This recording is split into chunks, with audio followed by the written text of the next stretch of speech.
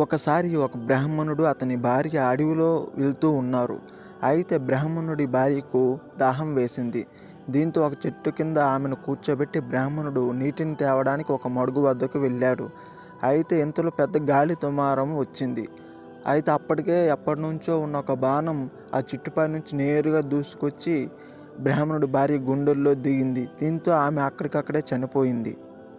తన భార్యకు నీటిని తేడానికి వెళ్ళిన బ్రాహ్మణుడు అటువైపు నుండి వస్తూ ఈ వేటగాడిని చూస్తాడు. తర్వాత తన భార్యను చూస్తాడు. అయితే ఈ వేటగాడే తన భార్యను బాణంతో చంపివేశాడని రాజుకు ఫిర్యాదు చేస్తాడు. అప్పుడు వేటగాడు, నేను వేటగాడిని అయ్యుండొచ్చు, కానీ నా ఆరోగ్యం బాగలేదు, వనమూలికల కోసం మాత్రమే అడవిలోకి వెళ్ళాను అని అంటాడు. అయితే బ్రాహ్మణుడు, కాదు, ఇతనే చంపివేశాడు అని అంటాడు. ఇద్దరు వాదనలు విన్న రాజు ఏం చేయాలో తోచగా ఆ శివుని ప్రార్థిస్తాడు. అయితే ఇంత నుండి ఆకాశం నుండి కొన్ని మాటలు వినబడతాయి.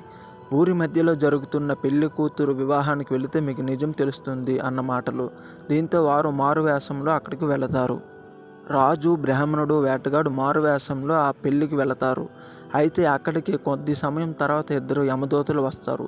ఈ పెళ్లి కూతురు యొక్క ఆయుష్ తీరింది, ఈమె ప్రాణం ఎలా పోతుందంటావు అని ఒక యమభటుడు అనగా మరో భటుడు, కిందటిసారి ఒక బ్రాహ్మణుడు యొక్క భార్య ఆ చెట్టు కింద విశ్రాంతి తీసుకుంటుండగా గాలి దుమారం వచ్చి ఎప్పుడో ఉన్న ఒక బాణం నేరుగా వచ్చి ఆమె గుండెల్లో దిగబడింది.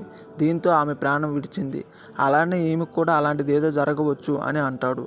దీంతో రాజుకి, వేటగాడికి, బ్రాహ్మణుడికి ఆ యొక్క బ్రాహ్మణుడి భార్య ఎలా చనిపోయిందో అవగాహన వస్తుంది. దీంతో ఆ వేటగాడు నిర్దోషి అని తెలుసుకుంటారు.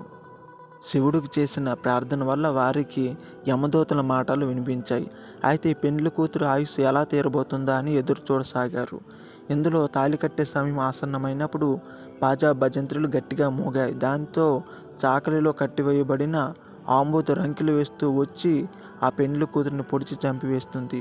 అది చూసి ఆశ్చర్యపోయిన రాజు, వేటగాడు, బ్రాహ్మణుడు, ఎవరి చావు ఎప్పుడు రాసి పెట్టి ఉంటుందో ఆ దేవుడికే తెలియాలి, ఎవరి కర్మరహస్యం వారిదే అంటూ ఆ దేవుణ్ణి ప్రార్థిస్తూ అక్కడి నుంచి వెళ్ళిపోతారు.